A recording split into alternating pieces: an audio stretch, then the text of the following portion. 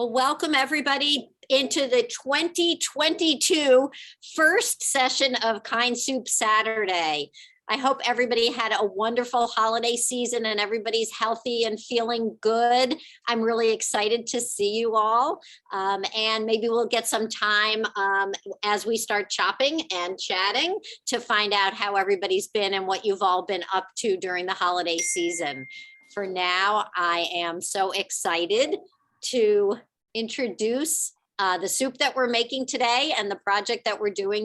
Most of you have been here before. We're cooking Soup Joumou, which is a classic Haitian dish. Most recently, in the last couple of weeks, it got protected status. We'll have to find out what that means from Martine and her son Olivier, who are leading us today in cooking soup. And as you know, we cook a big, huge pot of soup. So while the quantities that you found on this recipe look scary, we do it every week. We cook enough to feed ourselves and our families, and with plenty left over to package up to share with others in the county and in the area. There are 6 or so drop-off spots on our website that can take your frozen quarts of soup. We ask you to label them so that people know who made it and what you made and any ingredients that might be problematic for people. So this soup's going to be easy. It's a vegan soup, so you don't need to list any of those ingredients that typically bother people's dietary preferences or restrictions. And I see that our chefs have signed on.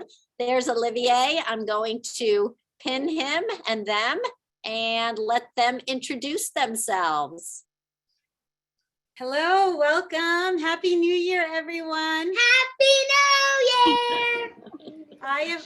He wants to do it in unison. Happy New Year! Love that. Martine, and this is my little chef, Olivier. You want to say anything? My name is Olivier, How old are and you? I am 9 years old, and we will be making Soup Joumou!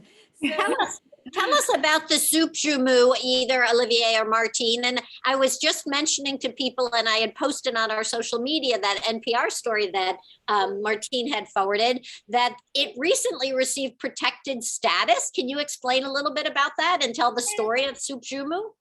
Yes, it has entered the national protected heritage. Cultural World Heritage Site. Cultural. It's a protected cultural heritage. Cultural heritage soup. So What is tradition. What is Soup Joumou? So Soup Joumou is. What country does it come from? It comes from Haiti, and it is full of flavor. Yes. So Soup Joumou. I love it. Okay. Soup Joumou. Joumou comes from the Creole word. It can be pumpkin or squash. It's a type of squash, it's very similar to a butternut squash. Squash soup. So you can use butternut squash or pumpkin or any of those really heavy root vegetables, like a pumpkin or a squash.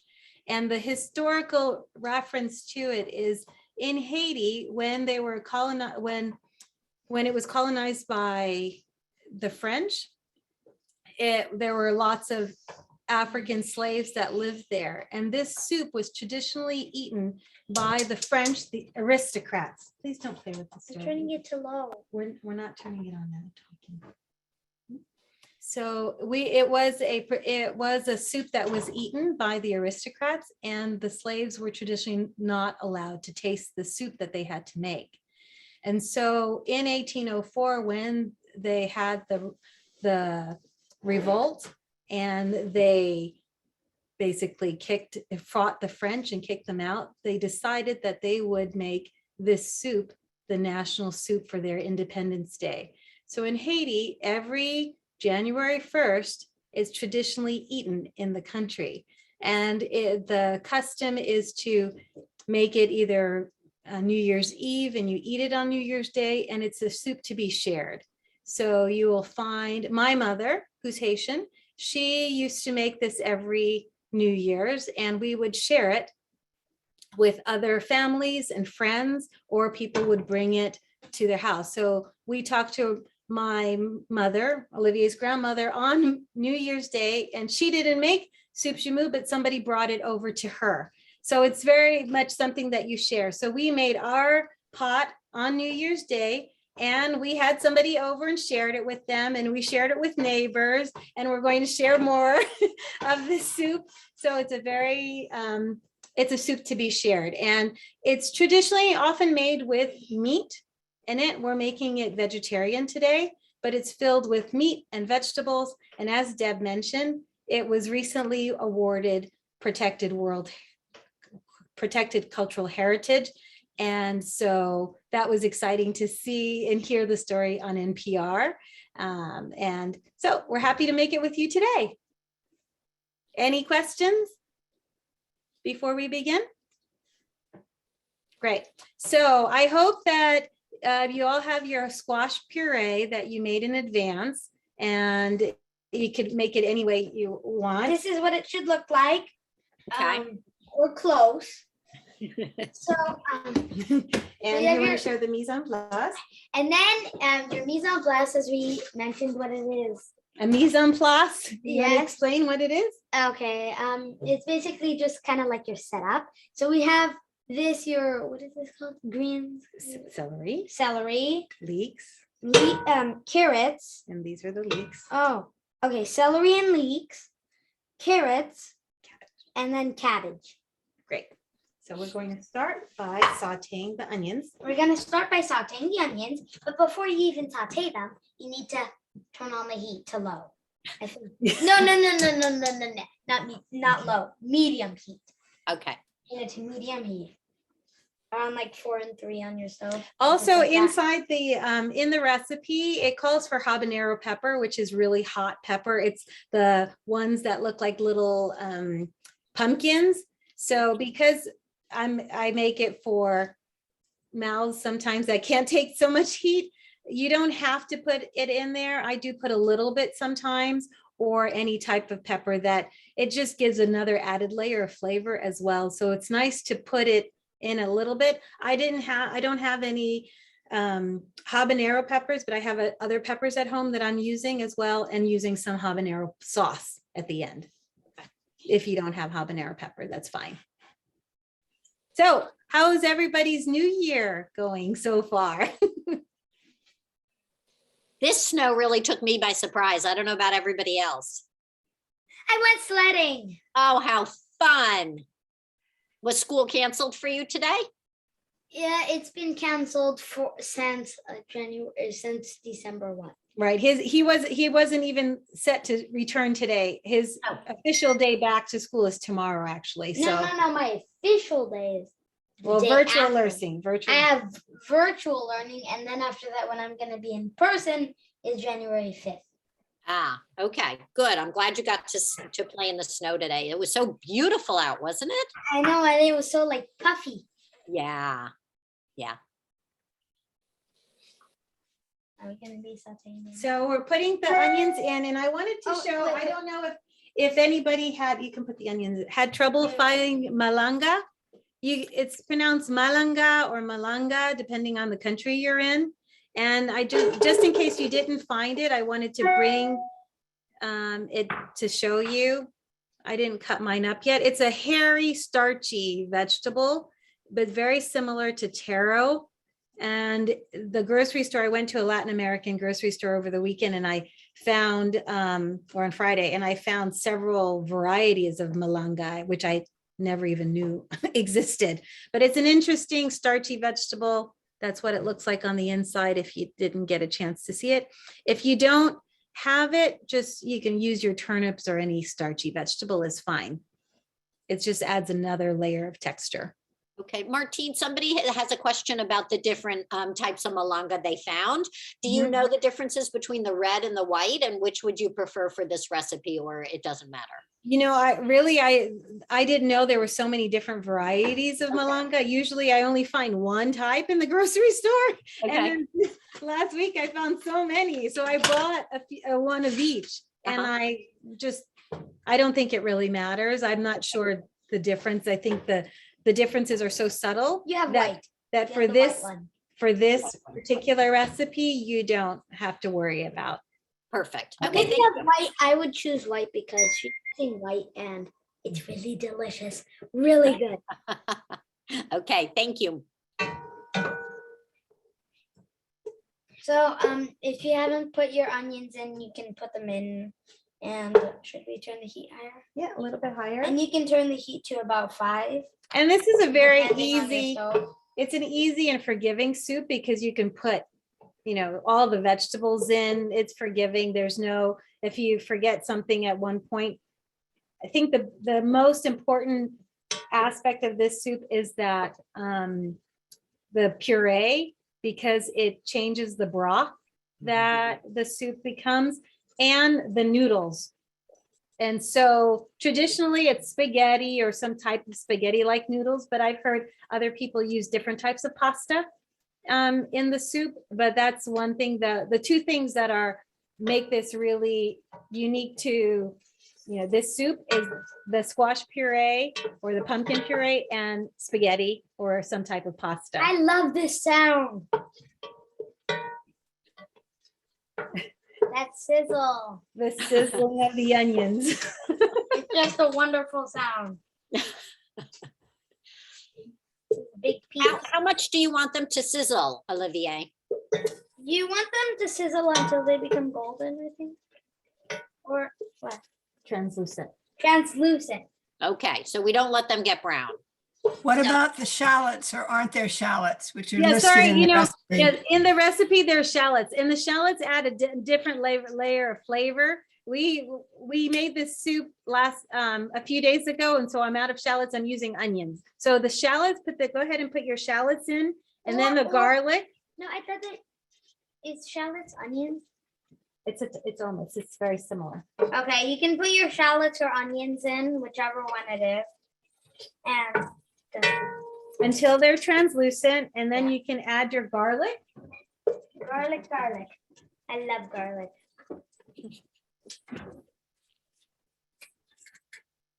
For It's someone, go- oh, sorry. No, For I was someone- Yeah, for someone who couldn't find leeks, Martine, what would you suggest as an alternative, or just leave it out? You can leave it out, just onions too. It's fine. Okay. It's just another layer of flavoring the leeks. So if you couldn't find shallots, or if you couldn't find leeks, or didn't want to try that, you could just easily use onions, which is completely fine. A whole onion would be fine, or half an onion, and you mix it up.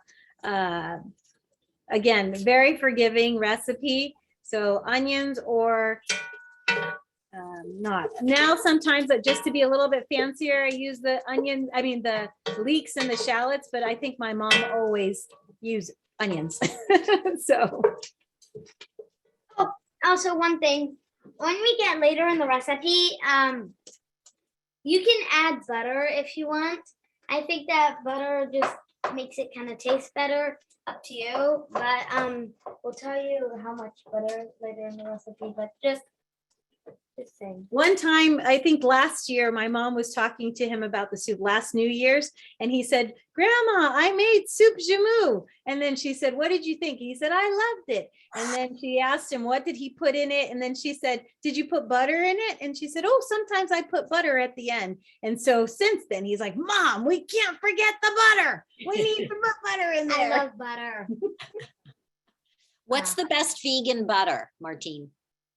I like Miyoko, I think is her name. Yeah. Right. Earth Balance is also good as well too. I use both regular butter and vegan butter sometimes, but either the Earth Balance or the Miyoko, that brand. Thank you. Mama, I nice have too. a question. You see this? Yeah, that's just the pumpkin puree. It's interesting because when you're the lead, it's like, what should I be talking about right now? So if there's any questions, please feel free to ask. Can you turn it down a little bit, please? Okay, turn it down. And if the bottom or some of your onions, some of the tiny pieces are getting brown, turn the temperature down to what? Lower, like 3 or around 3 3 or 4 or 2, depending on how strong or weak your stove is. So, Okay. And And then then you the can- garlic. and then you can put in the garlic, but garlic burns very quickly. So you leave it in for about 30 seconds. And during those 30 seconds, you can sniff a lot. It smells very good. And then you can add all your vegetables like the potatoes, besides if you've already have your shallots or the garlic and the leeks. Now put it, then the leeks, the potatoes, carrots, celery, the turnip, malanga, scallions, everything. Go ahead and put it in. Well, wait. isn't there Except an- the squash, I mean the cabbage. wait, and isn't there an order? Right Or now, you no, you just can dump put every- all these, you can put them in right now. So put all of your celery in and carrots. Not the cabbage. Just not the cabbage. You can dump everything in. Except for I have cabbage. a question, Martine and Olivier. This is Dominique, and my grandmother's Haitian, and we never had soup joumou, so I'm really excited to try it. Oh, nice. One of our Haitian cousins here in DC area used to come around with something with black-eyed peas every New Year's for luck and money, I think. And I didn't know if you guys also did that or you just did the joumou. Just the joumou. I've heard that that in the South, even here in the States, that Yes. black-eyed peas and collard greens are very popular. That's Yeah. just, yeah, that was never part of what my mom cooked growing up. Yeah. So I wasn't familiar. That's with that. interesting. Well, Yeah. I'm excited to try the joumou. Thank you. So when you made the, with your friends, the black-eyed peas, was that something that they I ate? didn't make it. My mom's cousin made it. She would deliver it to us. Now she's passed away, so I can't ask her. I assumed it was a Haitian thing, but her husband's Cuban.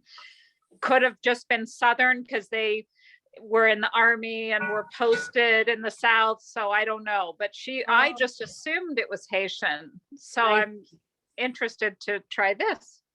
Wow. And did they bring it with rice? Nope, What- she just brought a little container of black-eyed peas. We all needed to have a bite or two, and she made the rounds to all the local family.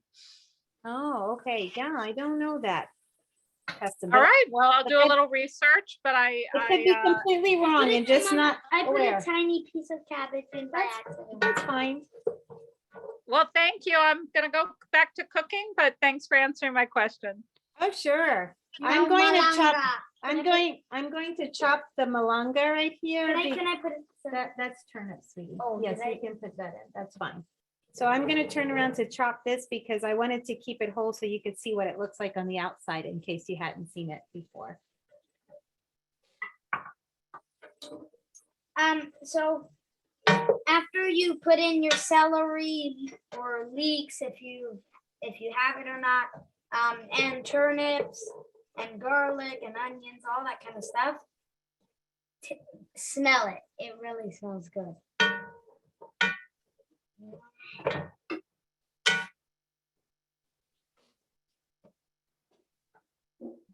I have this, a book called Story of the World, and it's history for kids that Olivier's been learning. And it starts from the ancient nomads and it goes in 4 volumes. To the all USSR. to the USSR. Or and even further, or close, like USSR is close to the end. To the end of the volumes. And so we are currently reading volume 3, and I looked ahead and I saw there was a section on Haiti. So before that, so this weekend I had him skip ahead to read it so he could read the You put this history. in? Do you want to You share put this any? in? Yes, go ahead. You can put that in, please. Those are the scallions. We'd love to learn some history of the people who eat the food that we're cooking today, Olivier. Okay, so it's very complicated. I think the French went and colonized Haiti. I think, and then after that, the Haitians rebelled, and then after that, the city was a total wreck. Then I think the Spanish attacked it, and then after that, the French attacked it, and then after that, they drove the Spanish out, and then after that, the yellow fever was going through, and then after that, the Haitians rebelled again, and then a Frenchman asked for more help from France, but Napoleon the king died before he could send any help. So yeah. That's So what now, I happened. don't know if, Debbie, you said you put the link to the NPR interview with Scott Simon. If you can listen to that, it's only a 4-minute clip, everyone. It was really interesting. I forgot if she was the ambassador. I forgot who the person he was interviewing, but I think she really summed it up beautifully. The significance of the soup, not only if it was the first free republic of slaves that gained their freedom, but the soup is now a symbol for anybody who's being persecuted and not free. And it just, the way she said it much more eloquently than I can say that right now, but it was just beautiful to hear her talk about it and the pride that many Haitians have because of the struggle in Haiti. As many of you know, it's the poorest country in the Western Hemisphere. And they just keep getting slammed after slammed after slam, whether it's natural disaster or the president was assassinated recently. And now the drug cartel, the Daily, I think it was last week or 2 weeks ago on the Daily, the podcast. Just a little bit, not so loud. They were talking about Haiti and the drug rings that go and how it's being used. And so that's why it's not so loud. It's Should I put the advantage. parsley in? Just not right now. Okay. It's advantageous to many of the drug lords to keep Haiti kind of stifled and poor as it is. So it's really a sad situation. And also recently on PRI, the World, the Public Radio International, they interviewed a woman from Haiti who just was about to win an award, I think, at the Cannes Film Festival for her movie about Haiti.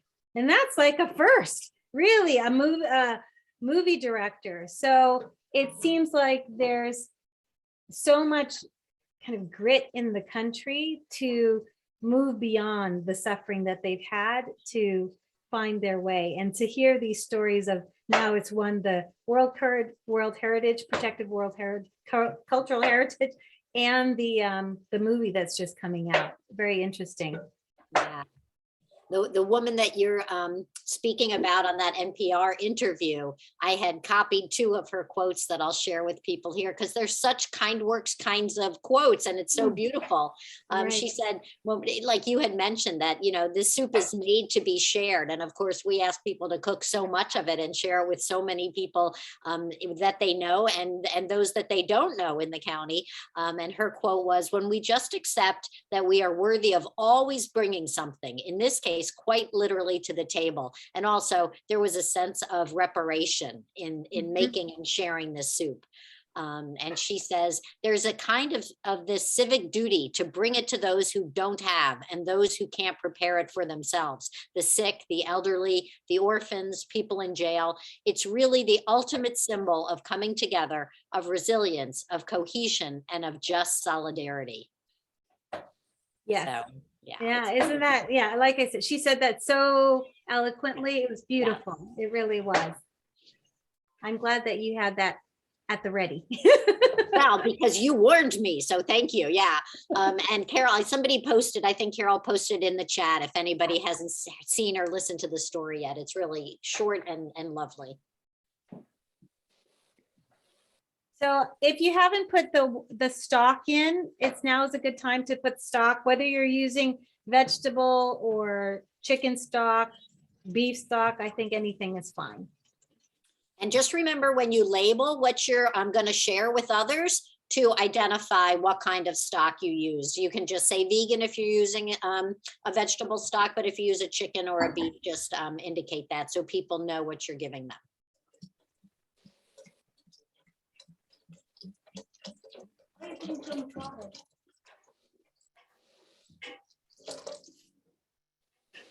Now, I didn't say this now, and nor is it in the recipe. Sometimes to layer flavors, I usually salt the onions as well. I just didn't do that right now, but that's also something that's good to do, to layer the seasoning as you go. So when you put in the onions, throw in some salt, and then you can add a little bit more salt when you add the next layer of vegetables. That's with anything that you're cooking. It's not necessary, but it's just a technique that some people do. That's so interesting. I've never heard it before. And for everybody on who hasn't yet learned about Martine, she is a cook and she had a food blog for many years. I think you don't currently post on that blog, right, Martine? No, it's been a couple of years since I've posted. Yeah, but she knows what she's talking about. So if she tells me to put a handful of salt in with my onions, that's what I'm going to do.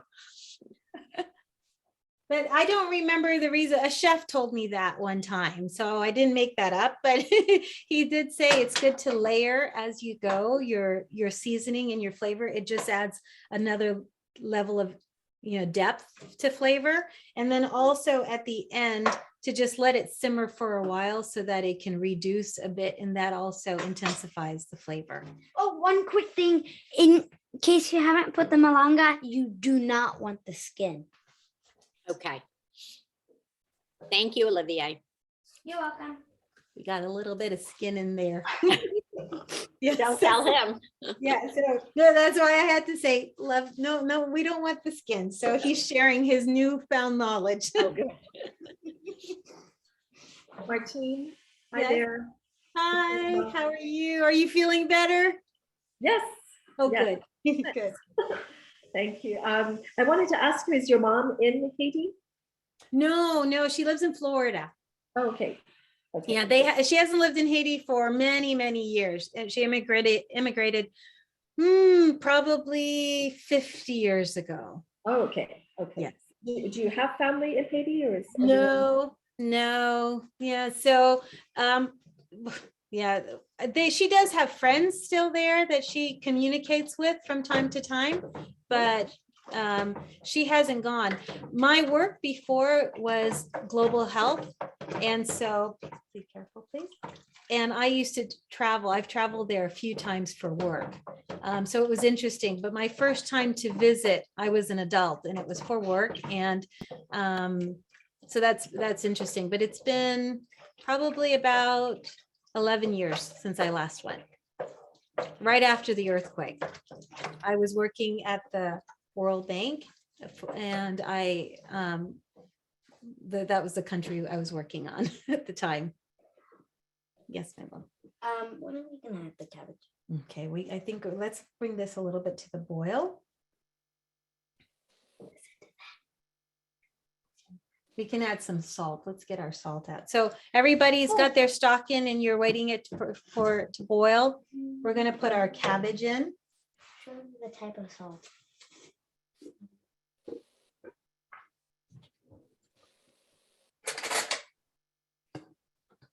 This smells like a barbecue. I put a couple of teaspoons of salt at first. I don't know if did I say how much salt, but I put a couple of teaspoons and then I can always add. It depends also on how flavorful your puree is. So I made 2 types of puree from a few days ago, and this morning I had some more squash that I wanted to use up. And one I cooked it over the stove and the other one I roasted. One is a little bit more salty than the other.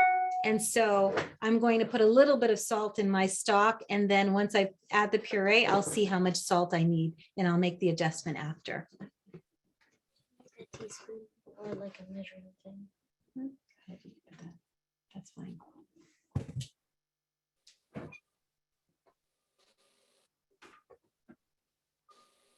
For my stock, I often use this.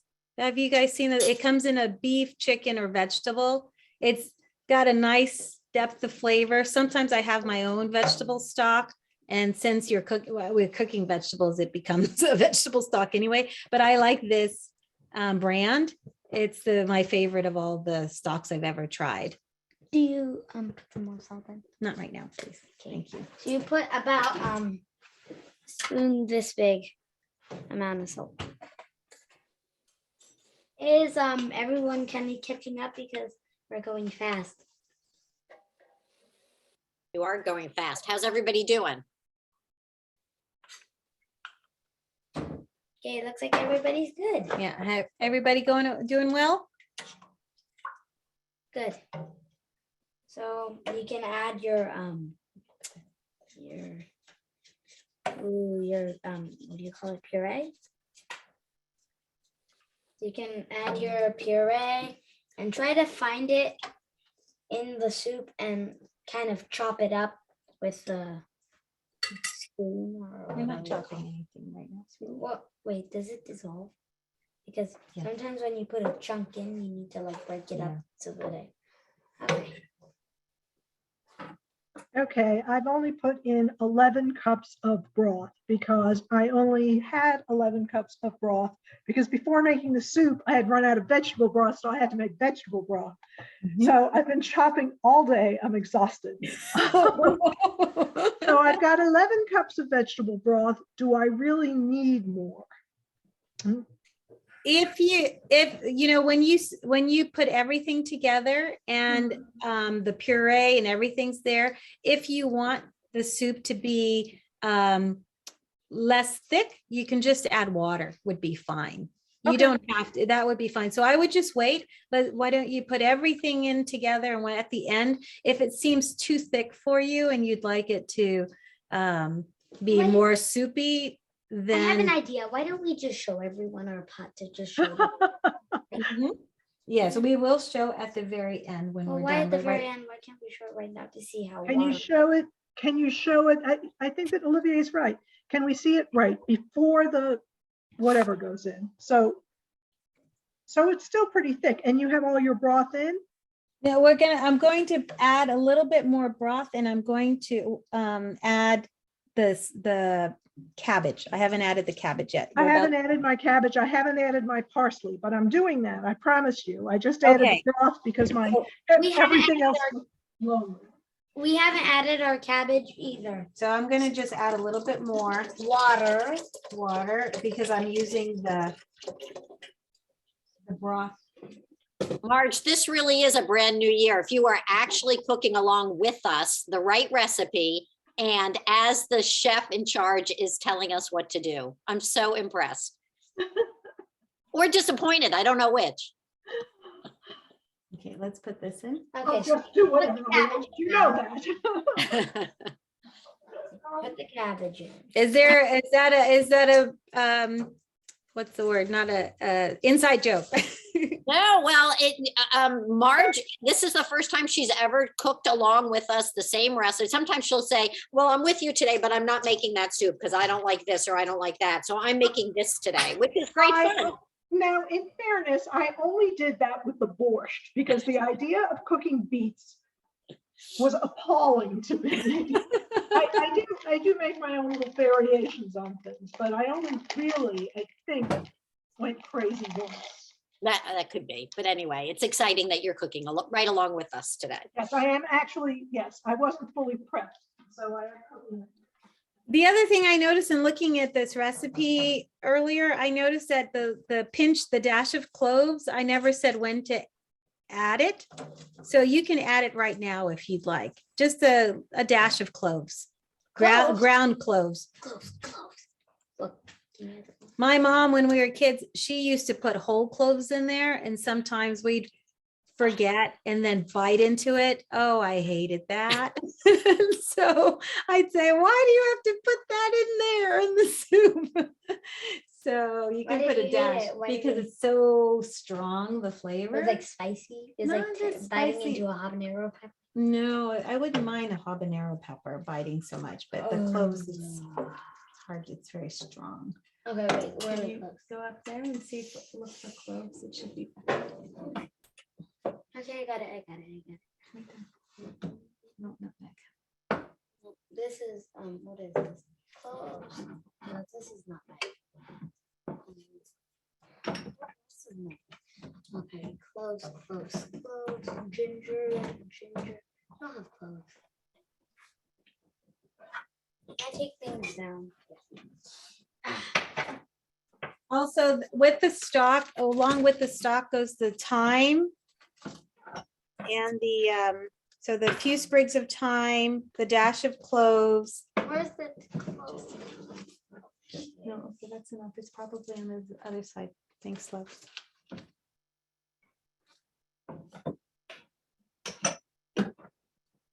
Clothes, sound though. Great, thank you. It's ground. Yes, that's great. Please close it. Oh, wait, hold on. We just want a dash. Would you like to take a dash of it and put Yes, it ma'am. inside? Yes. All this method. A dash. I have good news and I have bad news. Which do you want first? Let's hear the bad first.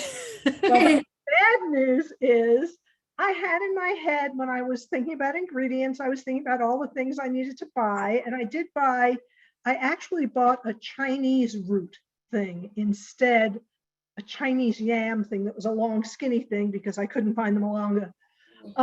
But anyway, aside from that, I was thinking about all the things I needed and I thought, oh, I need thyme. No problem. The thyme is growing right outside in front of the house on the, you know what a house looks like. It has that slate walkway and one of the pots has thyme in it.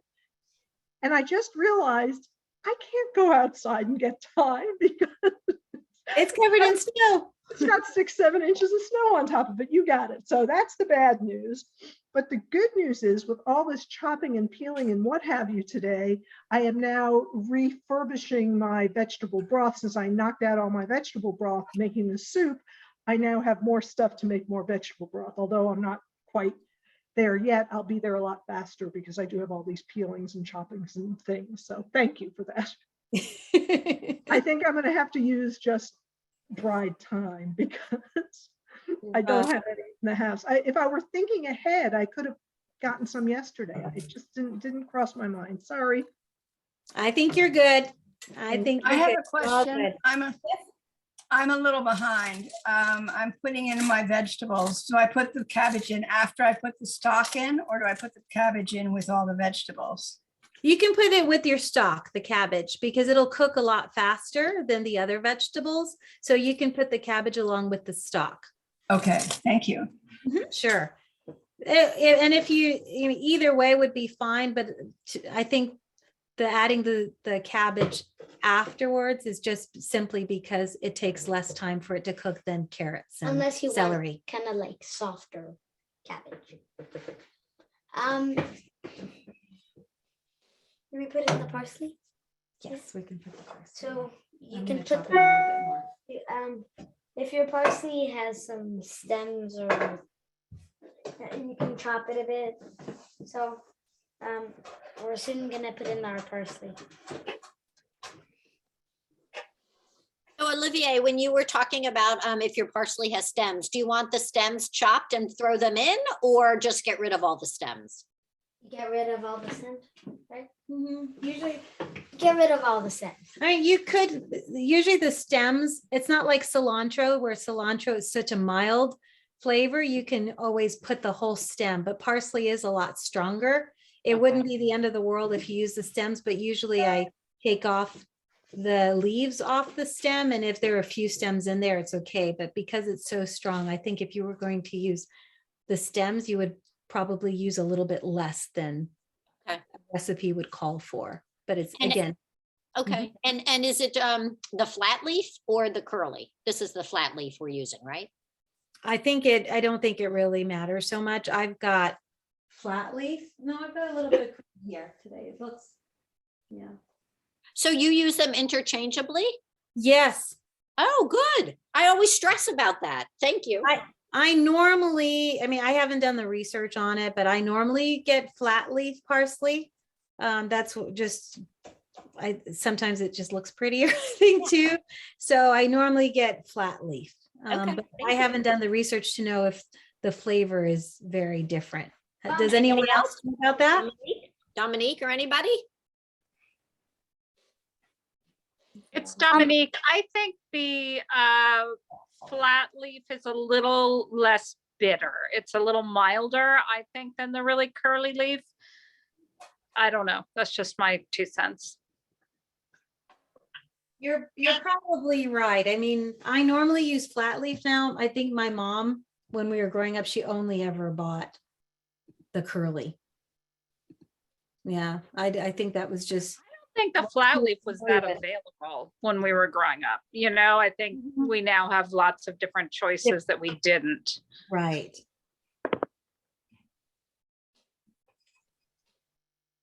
Okay, sweetie, you can put this in. Okay.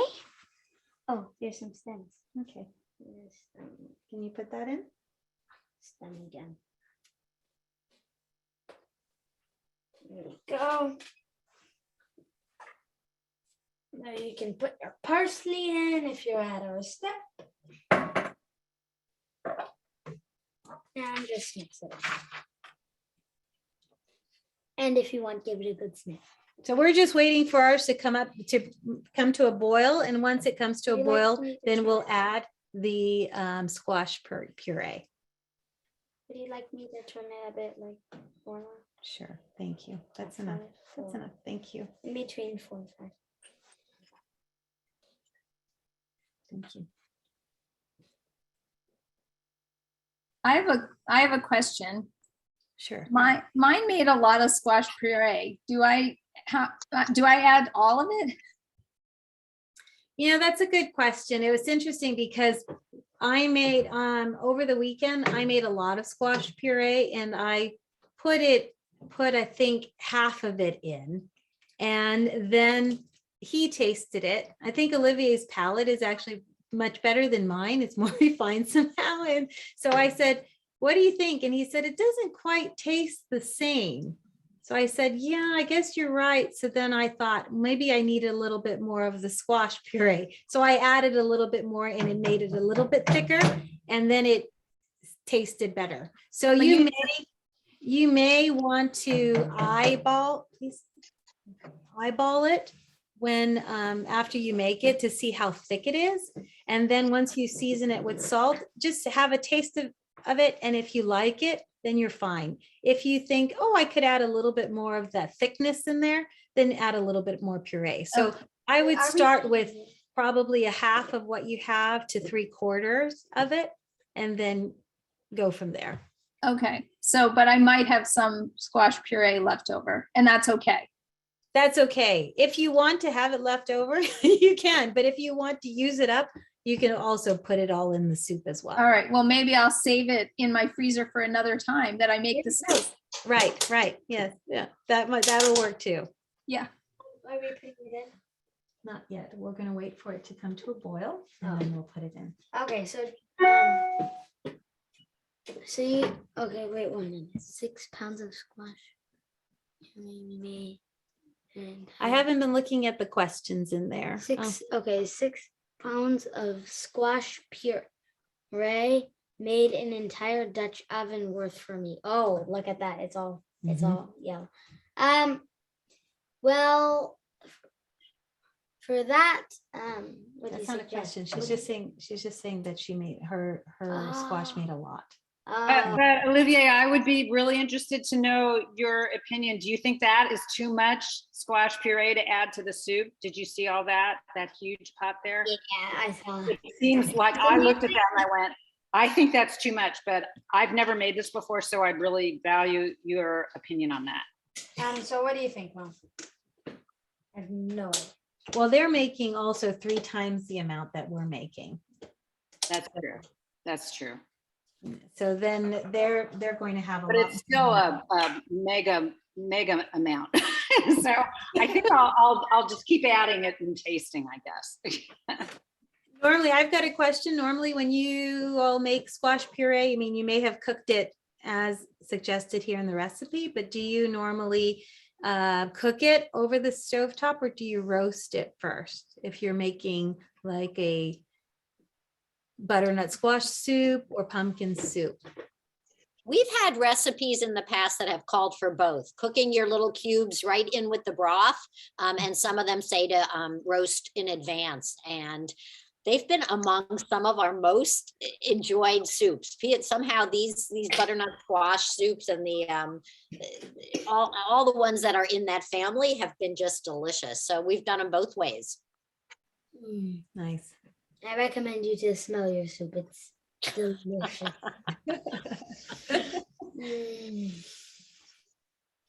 It's delicious. Absolutely delicious. Mama, smell it.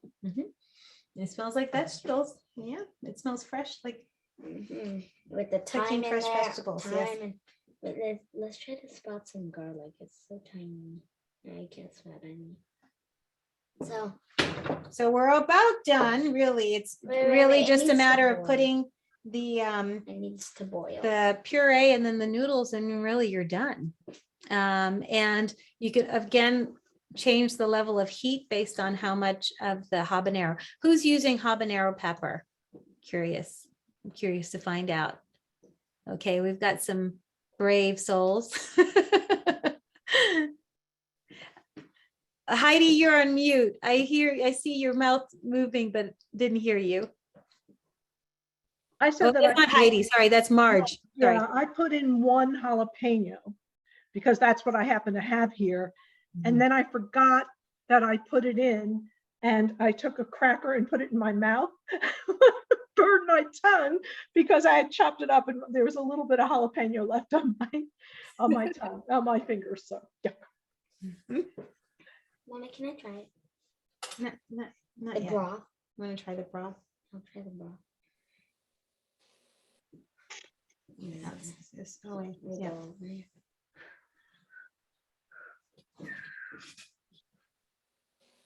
Martine, for the thyme, do you recommend, I have thyme leaves, not fresh, but the dried thyme leaves, and I also have ground thyme.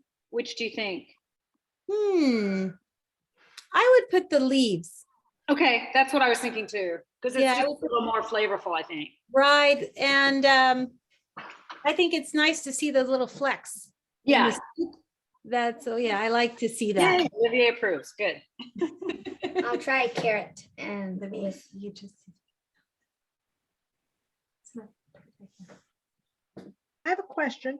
Why do we add the squash puree before we add the noodles? I would think that you'd want the noodles to cook first and then add the squash puree. I think just so that the noodles will probably be infused with the squash flavor, possibly a little bit as it's plumping up. I'm not sure what's the rationale. That's just how Okay. I've seen it made. I don't think it's the end of the world if you were to change it and put the squash puree after.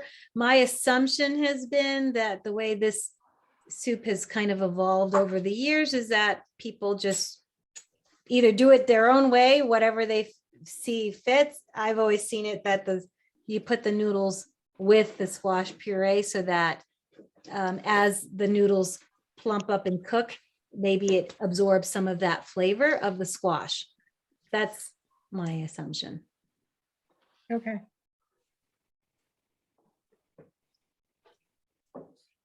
And again, really lots of different, I think different families try different noodles, spaghetti or vermicelli or capellini, or even a completely different pasta. I don't think that there's any hard and fast rule to it, but it's usually pasta. You put some kind of pasta in there. Excuse me, I have a question. Can I talk briefly about soup delivery for those of you who are on here who drop soup at my house and you know who you are? I don't think I'm going to deliver soup tomorrow morning. So there's no rush to get here by 9:45. I'm thinking that if I go this week, I'll go on Thursday morning instead. I don't think they do it on Wednesday. So if you need to get soup to me, get it to me tomorrow afternoon or Wednesday, okay? And so Marge delivers soups from the kind of Bethesda Potomac area up to the Up County Hub. For anybody who didn't know that that's an available resource, a generous offer by Marge. So if you want your soups to head up to the Up County Hub, they need to be frozen in advance and delivered to Marge but before she leaves. And you can contact her through the chat if you haven't yet arranged anything with her and you want to arrange. Thanks, Marge. You're welcome. The other thing is if you do not have a freezer, I have a large chest freezer. Salma, I've never seen yours, but I hear mine is larger. Yours is like a half freezer kind of thing. Is it working now? You're on Yes, mute. yes, half freezer, and yeah, it seems to be working. Yep. Okay, so mine is larger. So if you don't have, excuse me, if you don't have a big enough freezer, let me know and just get it here early enough. The night has to be here the day before, so it'll freeze for delivery the next day. Okay.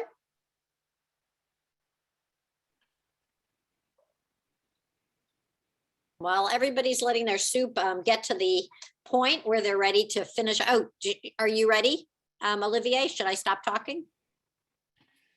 Yeah, just about. And to Marge's question earlier, I mean, it does seem to make more sense to put the noodles in while the broth is boiling, and then before adding the squash puree. But I didn't think about that till just now. So we're going to add our squash puree right now, and then we're going to add our noodles and see how that goes. But yeah, it does make more sense now that I think about it, to let it come to a boil first, because that's how you cook pasta, is you have to let it come to a boil and then throw the noodles in. So for right now, I'm going to make I'm thinking I might even let it cook, let the pasta cook halfway, then add the squash, so it will pick up some of that squash flavor. Mhm. So I'll do it that way, just put it in a little bit to boil and then add the squash as they're cooking. Yeah, 'Cause that makes sense. Yeah, my puree is not cold. I only, I cooked it probably 2 hours ago. I pureed it right before the call, or right at the beginning of the call. So we'll see. Okay, so where is everyone at this point right now? How are you doing? Joyce, did you have a question? No, I'm good. Everybody's good. So we're not going to have time, I don't think, for everyone to get their soup where it's going to be to the point of tasting and deciding what final touches to make. Martine, can you walk us through what they might want to consider when they're done, when everything's hot and cooked and they taste it and they go, it needs a little, like what have you, what in the past other than salt have you kind of come up with? Yeah, I think you also said at some point last weekend you added more butternut squash, so that was helpful. Yeah, What so else? one thing before, I usually break the pasta a little I bit. have something to say about that. When you break the pasta, don't break it like this. Okay. It will fly up. And then if you break it like Towards the pot? towards the pot and break it down. Can I demonstrate? I'm not gonna break it, but Keep your hands close together. and put your hands close together, but will the ends fly out? No, you're holding on to it. Okay, so you put your hands close together and you put it and you point Break it down so that it's not like flying up in the air. That's a great tip. Wow, There you go. beautiful. And then now you add Fantastic. some puree. Okay, so That we're was a gonna- great tip. You put this question in. Okay, go ahead. We're gonna just go ahead and put it in because we're almost done. So we're adding our squash puree. And as far as flavor, make sure you put enough salt in it and a splat of black pepper. So salt, black pepper. And I think at this point, there's so much flavor from all the vegetables and the squash puree. If you add enough salt, you'll get to the point if you like it. Determining on the thickness of it, let me just show you what I have in just a second. Okay, and perfect. Or almost perfect. Martine, is this your mom's recipe? Not really. She just kind of made it. There's no, she never gave us a recipe. This is for me looking at different websites and coming up together. So a few years ago, I just pulled things because it's traditionally a meat-based soup. And so just to add flavor where I felt, oh, we like this. That's what I came up with. And what meat is traditionally used? I think chicken or beef. I don't think it's any particular meat. You can make it with different types of meat. I think my mom in the past has used beef and chicken. Yeah, both of them. So either is okay. Really. I'm going to, right now, mine is quite liquidy. We want it to be a little bit thicker, so it's like a stew. But if it's too thick, I mean, you do want it to be a little bit runny, but not too thick or not too runny. So this is right about now, too runny, so right- should we put some more? yeah, I think I could put a little bit more squash puree in here because I have it and we will use it. Go ahead and put the whole thing, sweetie. While Thank you guys are doing that, I'm gonna just do one little bit of business, okay? Okay. All right, so next Monday, we're gonna be cooking a ginger miso soba noodle soup, which sounds so delicious. So I hope you guys can join us then. And then we have a week that isn't yet, or 2 weeks, I think, that isn't yet identified. So if anybody has a soup that they would like to share with us and even lead, please get in touch with me. I've had a request for a chili since the temperatures dropped and the snow started falling. So if anybody would like us to make a chili during the middle of January, we have a couple open dates. And then on the 31st, we're going to be cooking a lentil and mushroom soup. That sounds so delicious that I'm looking forward to that too. So keep these recipes in your mind and hopefully these dates on your calendar. Deb, Yep, Harshalom is cooking a vegetarian chili on January 9th. yep, If it's great, we can throw it in, maybe. fantastic. Maybe, that was a maybe. And the other Okay. thing is, are we doing anything special for Martin Luther King's birthday this year? Or is it just that soup is gonna fall that day anyway, so? you know, Yeah, that- I'm not sure. That's a great question. It was a lot of fun making MLK's alleged favorite soup last year. So maybe we'll do that again. The powers that be will talk about it unless anybody wants to jump in and make an offer. We'll figure something out and decide what to do. We don't yet have a plan. Martine and Olivier, I just had a taste and it is absolutely delicious. Oh, So good. wonderful, wonderful. And also, if you want, you can add some butter. Ah. Butter in there. And also towards the end, when serving it, you can add a splash of lime juice or just put a wedge of lime. If you're delivering it somewhere, you could just put a wedge of lime in there. And then also for serving it, this is something I've done before. Did you see he snuck the butter in there? Sneak some butter in there.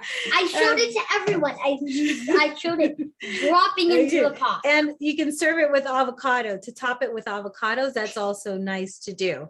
So it's been, Leah, just not to cook it, the avocado, but just to serve it. And it's been lovely cooking with you. Happy New Year. Thank you for this Happy New opportunity Year. for us Aw. to Happy New Year. Thank you. Thank you Thank you so much. go ahead and say Happy New Year! Happy New Year. And oh, did Bon you talk about the appetit. avocado? bon appetit. At the end, you can. Yeah, right, till the yeah. avocado. Say bon appetit. Bon appetit! Don't forget to add the butter. Butter. I love butter. Also add a hint of flavor. I'm not gonna say it there again. Yeah, salt, black pepper. Don't forget that either.